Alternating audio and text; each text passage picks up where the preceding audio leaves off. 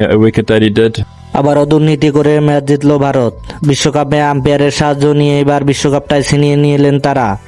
টি-20 বিশ্বকাপের ফাইনালে দারুণ রোমাঞ্চকর এক জয় তুলে নিয়ে শিরোপা ঘরে তুলেছে ভারত। শেষ ওভারে অসাধারণ এক ক্যাচে ডেভিড মিলারকে আউট করেন সূর্যকুমার যাদব।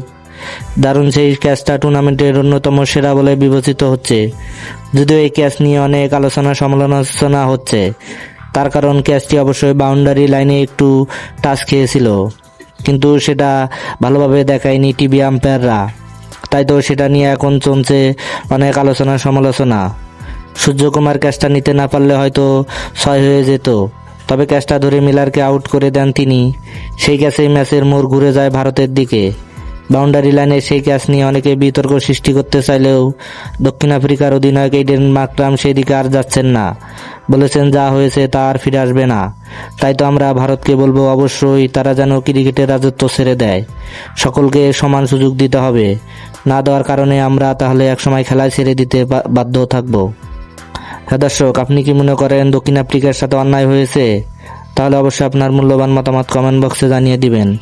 ধন্যবাদ। আল্লাহ হাফেজ।